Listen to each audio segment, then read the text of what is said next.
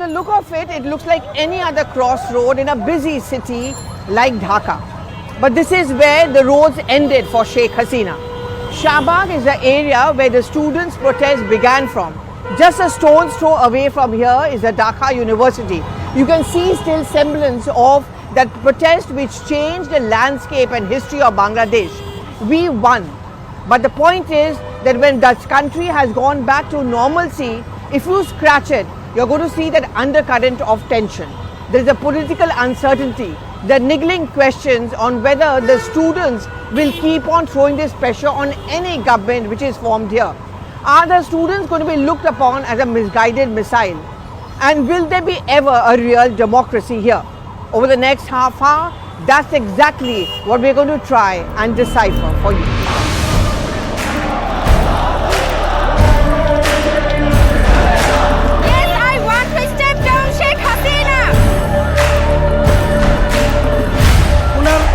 অত্যাচারের জন্যই মানুষ বের হয়ে আসছে রাস্তায়। আমাদের মনে হচ্ছে যে আমরা আবার একটা দেশ স্বাধীন করলাম।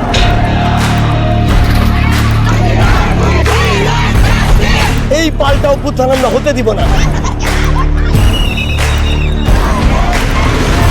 আমাকে অনেকেই বলতে চেষ্টা করে ছাত্রদের বিরুদ্ধে আর্মি নামানো।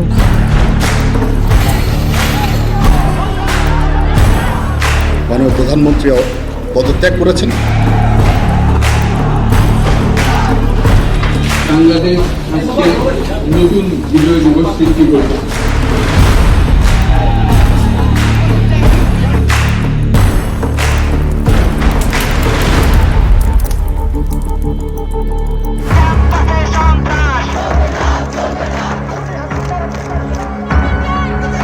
This is how it began. A rare movement led by students ended the 15-year reign of Sheikh Hasina. But the students are unforgiving. They want the former Prime Minister to come back and face trial and be punished. Some even want her to be hanged. As Bangladesh has seemingly become normal, the remnants of the revolution, as it's being called here, are easy to see across the capital city of Dhaka. This fallen statue of Bongo Bondhu Sheikh Mujibur Rahman epitomizes the anger of the people over here against Sheikh Hasina. If you look at some of the kind of graffiti over here, and when I did speak to people, they told me it's not that we have a problem with Bongo Bondhu, but every time we look at him, he reminds us of the corrupt reign of Sheikh Hasina. The burnt, charred Awami League office in the heart of the city is testimony to the fact that angry students and people of Dhaka are not even bothered about their Bongo Bondhu. They say he has had to pay the price for the bad policies and corruptions of Sheikh Hasina. Well, this is Jannatul 9 Onnop. He was very much there on that fateful day which was the collapse of the Sheikh Hasina government, and we are actually beginning from outside the headquarters of the Awami League office right over here in the heart of Dhaka, and it's not too far away from the Dhaka College as well. If you can just relive for us those moments, because this is also the spot you're telling me where the protests actually gained momentum. So can you just start, how was it organized? Was it sporadic, or was it something which was building up? At first we organized in the science laboratory area. You have come from here.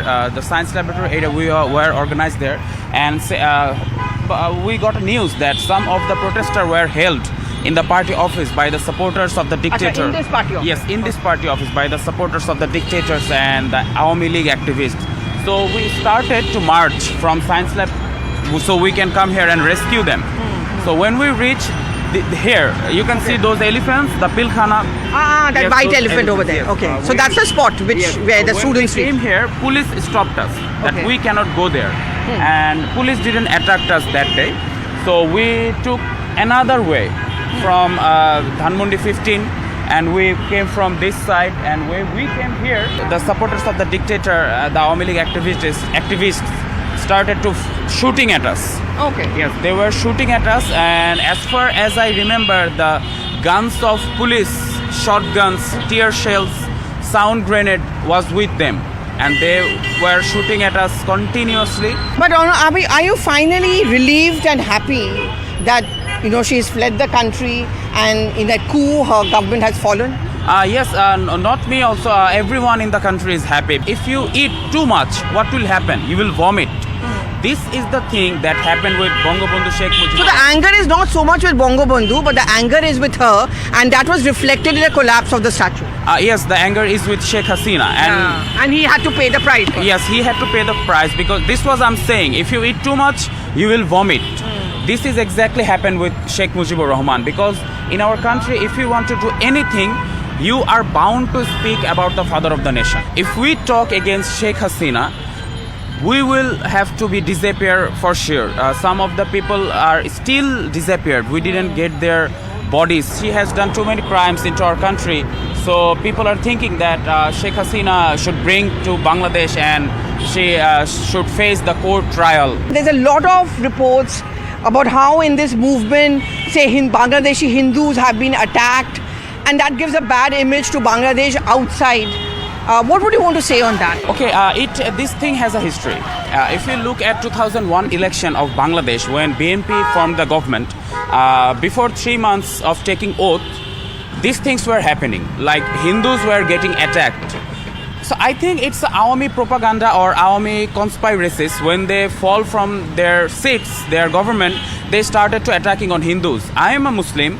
I have rescued or I have give defense to my Hindu friends to the temple in my area. We worked so that people cannot attack there.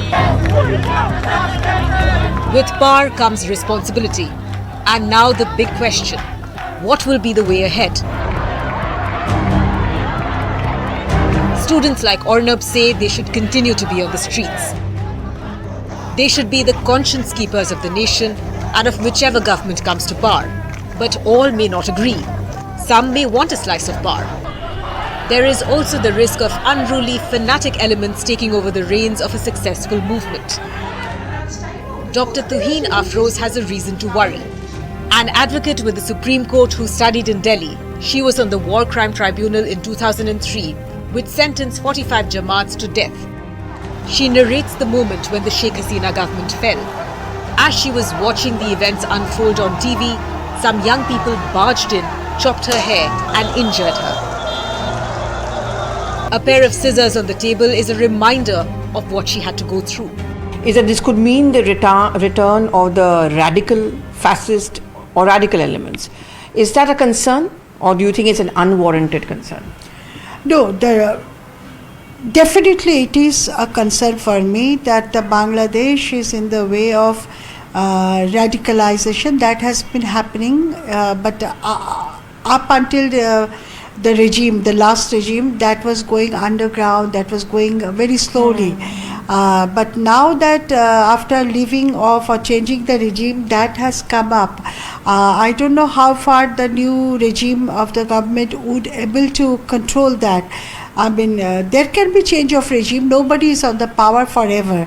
But the issue is how far we should tolerate all these things. Is Bangladesh is becoming a Pakistan in 2024. The problem that they are raising at that, we have actually resolved that matter in 1971. So if we look at the two-nation theory, which was fall flat in 1971 when Bangladesh emerged, so they could not take the radicalization that is going on, the Islamists that are going on in the name of Islam. I mean, we are pious people. We do practice Islam in our own way. But the people, the way some of the group of people, I would not even say they are actually any political group particularly or anybody, but it's a cultural reform they want. If you look at the reforms they want, they're doing it, it's in that line. In that context, there have been reports of attacks on Hindus, yes. Bangladeshi Hindus. Are they substantiated, and do you think this is also a worrying sign? And India has raised this issue. It is very much a worrying sign. In Bangladesh, we do not have, from 71 to 2024, the Hindu population has actually reduced in number. So they are not threat to anybody in whatever way we say. But every time that we see in Bangladesh that any election violence that takes place is always the target is Hindu. So this time also there is change of regime. What has Hindus got to do with all these things? I mean, they are like common people. This is where the critical phase begins: government formation, elections, and nation building. For now, Begum Khalida Zia's BNP remains the main party in the race for power, when the interim government led by Muhammad Yunus calls for elections. Most Awami League leaders have gone underground. There are smaller left parties, but there is also a possibility that some students may be roped into forming a front. The BNP is hoping that the anger against Sheikh Hasina will help it overcome any challenge. I am very confident about the students' role because the leaders of the students, they are quite impressed about their knowledge, their behavior, and their capability to organize the organizations. I'm quite impressed, and till today they are doing very well. The young generation should come in politics, but if they want to form a political party, that should be after their studies, I think. And many of your opponents again claim, this is their allegation, that this is going to be a sinking of Bangladesh, to use their words, into radicalism.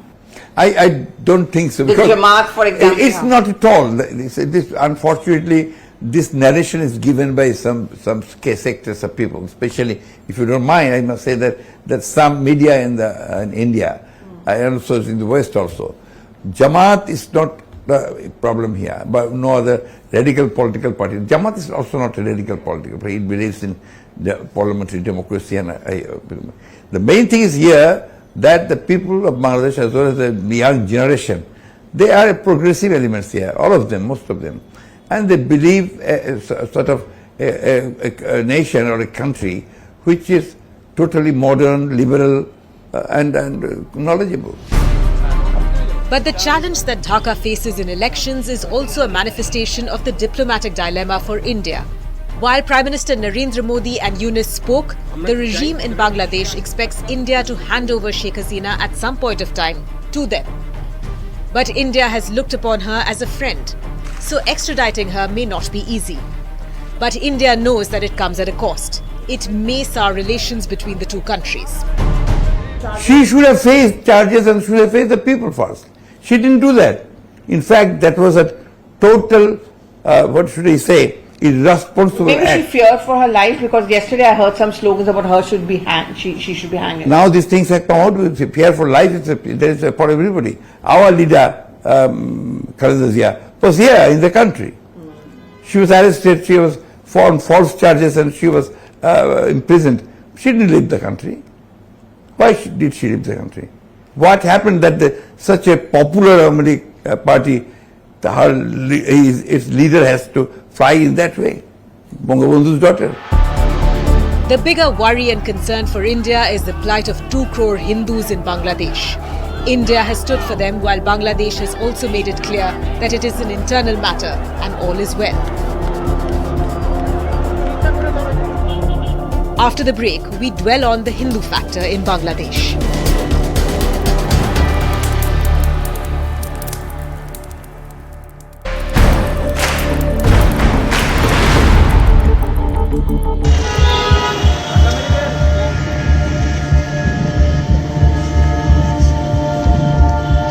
At the 170-year-old Dhakeshwari Mandir in Dhaka, the huge police presence tells us the story of normalcy laced with discomfort. Though this old temple was saved from any attack during the protests in the country, the fear factor very much remains. Local Muslims and leaders gherawed it to keep the temple safe, but many temples in other parts of the country were not so lucky. এখানে ইউনুস সাহেব যখন প্রথম Paris থেকে ঢাকা ফিরলেন দায়িত্ব নেওয়ার জন্য, তিনি বিমানবন্দরে নেমেই কিন্তু হিন্দুদের উপর, বিশেষ করে সংখ্যালঘুদের উপর হামলার কথাটা বলেছেন। কিন্তু এইখানে তা হয়েছে, ও ছাত্র নেতারাও এসছেন, যারা বৈষম্য বিরোধী আন্দোলনে নেতৃত্ব দিয়েছেন, তারাও এসছেন। কিন্তু এটা রাজধানীতে প্রধান মন্দির, সেই কারণে আমরা প্রোটেক্টেড ছিলাম এবং তারাও এসে একটা ইতিবাচক বার্তা দিয়েছে। রাজধানীতে যদিও 2-3টা জায়গায় হয়েছে, এখনও আজকেও খবর পেয়েছি ড্যামরা বলে একটা জায়গায়। এগুলো আপনি জানেন যে ল এনফোর্সিং এজেন্সিসগুলো এখনও সব জায়গায় পুনর্গঠিত হতে পারেনি।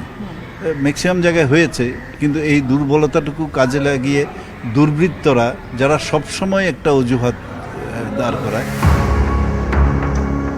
Tapan Das is a volunteer at the Puja Samiti.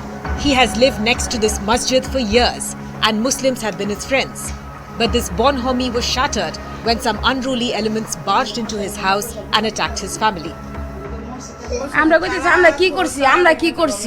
আমরা কি করছি আমি দিশা মিশা না পায় নাতির লইয়া পিছে বারিন্দা আছে প্রথমবার হয়েছে এরো তখন ভয় লাগে একটু ভয় তো লাগবেই কালকে রাতে তো ঘুমই আসে নাই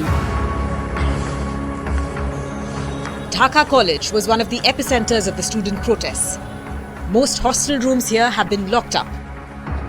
This is where Hindu students had stayed. As chaos hit the streets, they faced the brunt of it. They left behind their belongings and fled.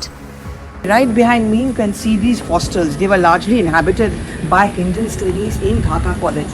When this small temple of Saraswati statue was broken down, they were also the rooms of the hostel inmates. Many of them are now refusing to even come out and acknowledge us. But you can see the remnants of the room over here. Many of them have left from this place in a hurry, and you can see their belongings have just been strewn.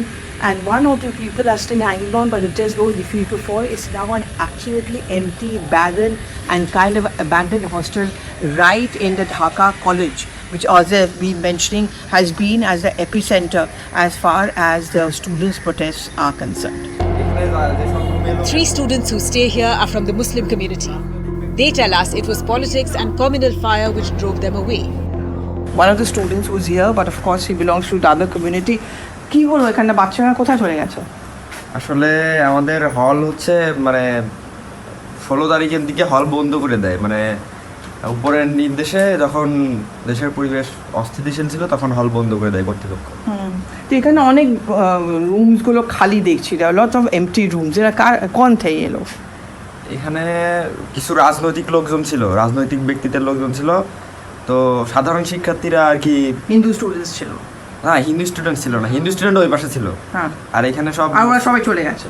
হ্যাঁ, ওরা হল বন্ধ করে দেওয়ার পরে ওরা চলে গেছে। বাট এখানে যে সব রুম এলো সব মুসলিম শিক্ষার্থী ছিল, কিন্তু রাজনৈতিক ব্যক্তিত্বের কারণে আর কি তাদের উপরে। So largely because of the politics of this area, and also the adjoining hostel which we showed is absolutely barren, is where many of the Hindu students were staying. All of that has been abandoned, and a handful of students are now residing in this particular hostel inside Dhaka College. The broken Saraswati statue next to their hostel stands witness to the anger against Bangladesh's minorities. Well, right in the middle of the Dhaka College over here is one temple which is inside the premises of the college. But this is where you can see the remnants of what is a small temple inside the Dhaka College, which has been the epicenter really of the protests against Sheikh Hasina. This place has now become barricaded. There is a lot of security which of course has been kind of beefed up over here, but you can see one statue of Ma Saraswati right behind this wall which is now being covered, but remnants of this small temple are still over there. The gates have been locked because there is an assurance which has gone in from this government worldwide, especially to India, that all minorities were not specifically targeted in an organized manner. But I think these pictures give another different story and just goes on to show the very fluid fabric as far as Bangladesh is concerned. Over 2 crore Hindus are there in Bangladesh, and they have their own concerns. They have been meeting the authorities. But as Bangladesh grapples to come back to normalcy and awaits a political certainty in terms of elections, it is pictures like this which they certainly would not want to come out, and they would want them to go underground. Less than 5 kilometers away is the Dhaka University. Jagannath Hall has hostels where minorities stay. The students want to play it down as they are wary and worried about their future. Let's talk about the perception about from outside Bangladesh. বাইরে যে লোকেরা দেখেন ওরা ওদের একটা হচ্ছে কি fortunately যাই হোক, ইটস বিকাম হিন্দু ভার্সেস মুসলিম। এই হস্টেলে বেশিরভাগ মাইনরিটি কমিউনিটি আছে। এই যে স্টোরিজ বেরোয় about Hindus being targeted, you think ওটা কারেক্ট স্টোরিজ আর এরকম হচ্ছে আর এরকম হওয়া উচিত না? দেখুন, একটা সরকারের যখন পতন হয় এবং আরেকটা সরকার যখন শপথ গ্রহণ করে, মাঝখানের যে টাইমটা, সেই টাইমটাতে অবশ্যই একটা দেশে অস্থিতিশীল পরিস্থিতি বিরাজ করে। আর সেই অস্থিতিশীল পরিস্থিতিতে কয়েকজন সুবিধাবাদী লোক তার সুবিধা নিতেই চাইবে, আর সেই সুবিধার ফলে যারা দুর্বল তাদের উপর আক্রমণ হবে। অর্থাৎ আমি এটাকে হিন্দু বা মুসলিম সেই হিসাবে যতটুকু দেখতেছি, কিন্তু হিন্দুদের উপরে আমি বলছি যে এটা যতটা না হিন্দু মুসলিম, তার চেয়ে আমরা বলবো শাসক শোষিত, যে একটা দল সুবিধাবাদী, তারা দুর্বলদের উপর আক্রমণটা করতেছে। যেহেতু হিন্দুরা এখানে মাইনর, তুলনামূলক দুর্বল, তাই আক্রমণটা হিন্দুদের উপরই হচ্ছে, যদিও এটা হওয়া একদমই উচিত না এবং এটা খুবই জঘন্য একটা কাজ। কেন অনেক কলেজে আমি দেখছি যে হিন্দু টিচার্স আছে, ওদের বলা হচ্ছে তুমি ছেড়ে চলে যাও। আসলে এইভাবে না জিনিসটা, যে পুরোপুরি যে হিন্দুদের উপর আক্রমণ হইতেছে এরকম জিনিসটা না। অ্যাকচুয়ালি ফার্স্টে যে কাহিনিটা হয়েছে সেটা হচ্ছে পলিটিক্যাল, মানে অ্যাটাকটা হয়েছে, মানে যে দল ক্ষমতায় ছিল সেই দলের উপর অ্যাটাকটা হয়েছিল ফার্স্টে। আর যে আপনারা যে বলতেছেন সংখ্যালঘুদের উপর হামলা হইতেছে এরকম, হ্যাঁ স্পেসিফিক দু একটা জেলায় হয়েছে, কিন্তু পুরো বাংলাদেশে এরকম হয় না, আর হওয়া উচিত না। মানে একটা কালেকটিভ ওয়েতে যে হওয়া সেগুলো হয় না আসলে। মানে মন্দির বলছে অনেক, আমি না হয়েছে, বাট হচ্ছে একটা অর্গানাইজড ফর্মে যে হওয়া সেগুলো আসলে হয়নি। বাট কিছু কিছু রিমোট এরিয়ায় আমরা যদি দেখি তো সেগুলোতে হয়েছে, এবং সেগুলো হচ্ছে দেখা যায় যে মানে সেখানকার যারা কিছু বলা যায় সুবিধাবাদী গোষ্ঠী, যারা সবসময় সুবিধা নিতে পেরেছে, তারা বিভিন্নভাবে হচ্ছে যে মানে আমরা যদি বলি যে সংখ্যালঘুদের উপর হচ্ছে বিভিন্নভাবে নিপীড়ন করে ফায়দা নেওয়ার চেষ্টা করা বা একটা ফোকাস রাখার চেষ্টা করে। Without a doubt, one of the main challenges that the new government will face is to assure the world that minorities are safe. Narendra Modi spoke to Muhammad Yunus expressing good working relations, but also sought assurance for better security for minorities. In fact, one of the first things that Yunus did was to meet temple leaders and Hindu community representatives. And this time here, I can assure you, I can tell you one thing particular, there was not a single killing was done after this, it took place, the revolution was completed. Not a single. And some houses were burnt, there's no doubt about it, but the houses not only belong to the minority community, it belongs to Ahmadiyas also, the Muslims. And you have seen that the people arrested are most of them Muslim Ahmadiyas. So it was Ahmadic versus the rest of the people, not the minority or the Hindu community or the rest, no. Rahul Anand is the leader of the popular folk band Gan, and someone who's revered the world over. Now he's in hiding. His home next to Sheikh Hasina's office is nothing but a burnt memory now. Well, not too far away from Mujibur Rahman or Bongo Bandhu's memorial right over here on this street is yet another memory which seems to have erased one part of the legacy or history of Bangladesh. The lead singer of Gan, which is a very popular band not just in Bangladesh but the world over, Rahul Anand's residence over here. Now, he was not himself in the house, and now he and his family, we are being told, has gone underground because they want to stay away from this controversy. But also, what went away with this house was that over 3,000 music instruments, which he himself had crafted, apart from that, documents, playlists, songs as well, and a large amount of his personal belongings as well.